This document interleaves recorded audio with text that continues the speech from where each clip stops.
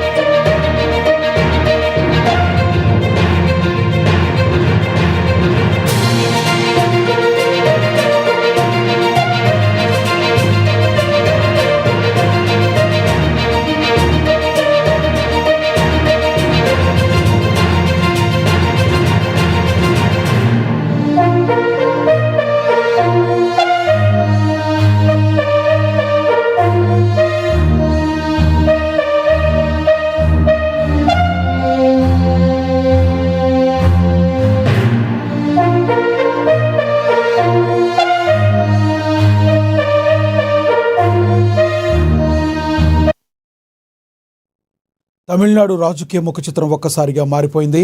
దశాబ్దాల రాజకీయ చరిత్ర ఉన్న డీఎంకేకు ఊహించని షాక్ తగిలింది.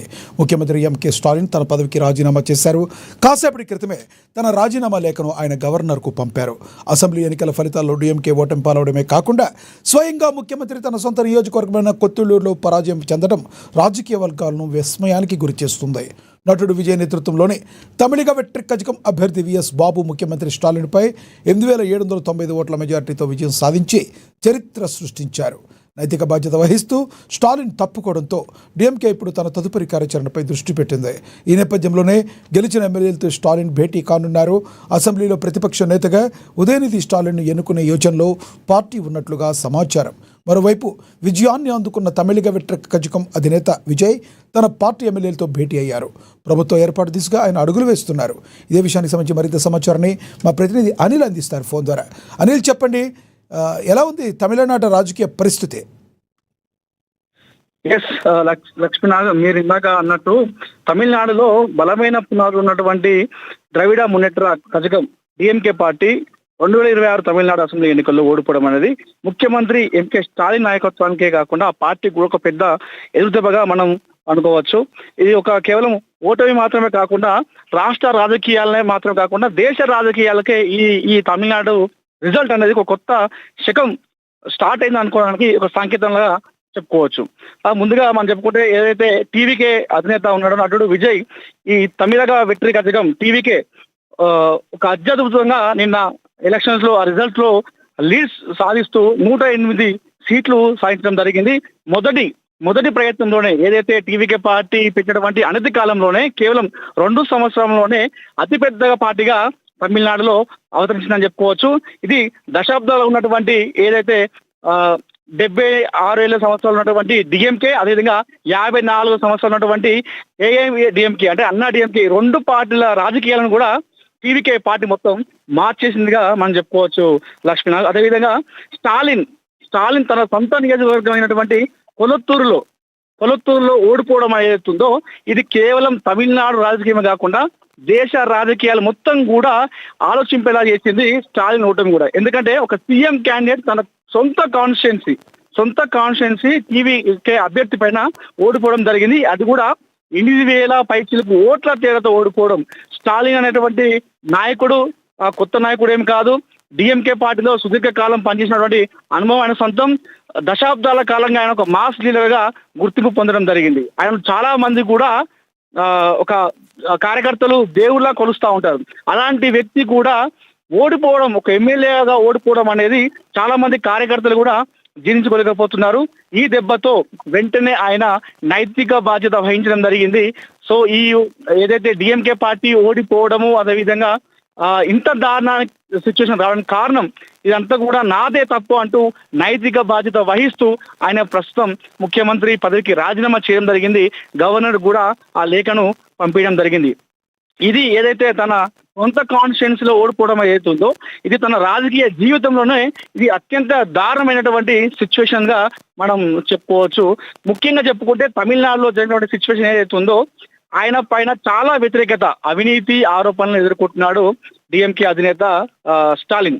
సంక్షేమ పథకాలు కావచ్చు, మౌలిక సదుపాయాలు ఉన్నప్పటికీ ప్రజల్లో ముఖ్యంగా యువతలో ఉన్నటువంటి అసంతృప్తి ఏవైతుందో ఇది డిఎంకే ఓటమికి కారణమైంది. దాన్ని అంతా కూడా క్యాచ్ చేసుకున్నాడు టీవీకే విజయ్. ముఖ్యంగా యువత అదేవిధంగా మహిళల ఓట్లు రాబట్టుకోవడంలో విజయ్ పార్టీ టీవీకే ఒక అద్భుతమైనటువంటి స్టాండ్తో ముందుకెళ్ళింది, స్ట్రాటజీతో ముందుకెళ్ళింది. ఈ వ్యతిరేకత ఓటును అంతా కూడా వాళ్ళు క్యాచ్ చేసుకున్నారు టీవీకి అని చెప్పేసి మనం క్లియర్ గా చెప్పుకోవచ్చు. అయితే ప్రస్తుతం అయితే ప్రతిపక్ష నేతగా ఆయన ఓడిపోవడం జరిగింది. డిఎంకే అధినేత స్టాలిన్ ఓడిపోవడంతో ప్రతిపక్ష నేతగా తన కుమారుడు సినీ నటుడు అయినటువంటి ఉదయనిధి స్టాలిన్ కి ప్రతిపక్ష నేతగా ఇచ్చేందుకు డిఎంకేలో ఎవరైతే గెలిచారో ఎమ్మెల్యేలు వారందరితో సమావేశం కావడం జరిగింది. అదే విధంగా రాబోయే రోజుల్లో ప్రతిపక్షంలో ఉంటూ ప్రతిపక్ష పాత్ర పోషిస్తూ ప్రజల కోసం పోరాటం చేస్తామంటూ కూడా ఆయన ఇప్పటికీ ఒక స్టేట్మెంట్ అయితే ఇవ్వడం జరిగింది. ముఖ్యంగా ఈ పార్టీలో ఇతర కుటుంబ సభ్యుల ప్రాధాన్యత కావచ్చు, అవినీతి ఆరోపణలు కావచ్చు, ఉదయనిధి స్టాలిన్ ఎవరైతే స్టాలిన్ కుమారుడు ఉన్నాడో ఆయన ఎదుగుదల ఒక్కసారిగా అంత హైప్ క్రియేట్ కావడంతో సో వీళ్ళు ప్రజాధనాన్ని దోచుకుంటున్నారు అని చెప్పేసి ఒక ప్రజల్లో ఒక ఈ భావం కలిగింది. ఈ భావాన్ని ఓటమి కూడా కారణమైనదిగా మనం చెప్పుకోవచ్చు. అయితే ప్రస్తుతం అయితే డిఎంకే 59 సీట్లతో బలమైన ప్రతిపక్ష పాత్ర అయితే అక్కడ పోషించేటువంటి సిచ్యువేషన్ మనకు కనిపిస్తా ఉంది. స్టాలిన్ ఇప్పటికే ఓటమిని అంగీకరించాడు. ప్రజల కోసం పోరాడదాం చేస్తామంటూ కూడా ఆయన ఒక స్టేట్మెంట్ అయితే ఇవ్వడం జరిగింది. కానీ ఇక్కడ స్టాలిన్ అయితే ఊహించలేదు. స్టాలిన్ ఎట్టి పరిస్థితుల్లో ఊహించుకోలేదు. ఎందుకంటే 2021లో డిఎంకే పార్టీ భారీ విజయాన్ని సొంతం చేసుకుంది. సో అక్కడ ద్రవిడ పాలన పేరుతో తమిళనాడులో అభివృద్ధి మేము చేస్తున్నాం కాబట్టి ప్రజలు మాకే పట్టం కడతారని చెప్పేసి ఆయన అనుకున్నాడు. అదేవిధంగా 2024లో జరిగినటువంటి లోక్సభ ఎన్నికల్లో కూడా డిఎంకే పార్టీ క్లీన్ స్వీప్ ఇచ్చింది. మొత్తం అన్ని కూడా గెలవడం జరిగింది. ఈ నేపథ్యంలో 2026లో కూడా మేమే పక్క గెలుస్తామనేటువంటి ఆయన ఊహించాడు. అది కాస్త ప్రజలు మాత్రం దాన్ని అహం అనుకున్నారు. అనుకొని టీవీ రూపంలో ఇది ఒక కొత్త శక్తి వారి లెక్కను కూడా పూర్తిగా మార్చేసిందని చెప్పేసి మనం అనుకోవచ్చు లక్ష్మణ్. సో మొత్తానికైతే ప్రస్తుతం తమిళనాడులో టీవీకే పార్టీ అధికారాన్ని చేపట్టే విషయంలో అడుగులు వేస్తా ఉంది. ఇప్పటికే కాంగ్రెస్ అదేవిధంగా పిఎంకే సపోర్ట్ తీసుకొని వాళ్ళు అసెంబ్లీలో వెళ్ళేటువంటి అడుగులైతే వేస్తా ఉన్నారు. ఎందుకంటే స్పష్టమైన మెజార్టీ ఏ పార్టీకి మ్యాజిక్ ఫిగర్ రాలేదు.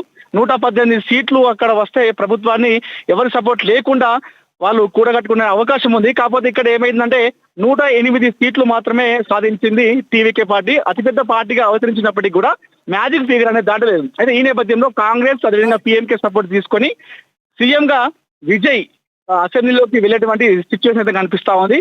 కానీ స్టాలిన్ అయితే ఇప్పటికే రాజీనామా చేయడం జరిగింది, నైతిక బాధ్యత వహించాడు. కానీ ప్రతిపక్ష నేతగా తన ఎమ్మెల్యే ఓడిపోడు కాబట్టి అసెంబ్లీలో ప్రతిపక్ష నేతగా తన కుమారుడు ఉదయనిధి స్టాలిన్ కి ఇచ్చేటువంటి అంశంలో డిఎంకే పార్టీలో గెలిచినటువంటి ఎమ్మెల్యేలతోని ఆయన ప్రస్తుతం ఒక మీడియా సమావేశం ఏర్పాటు చేసుకొని వారందరితోనైతే డిస్కషన్ చేసుకుంటున్నారు. ఈ నిర్ణయం తీసుకైతే అడుగులు వేస్తున్నారు లక్ష్మీనాథ్. Thank you Anil.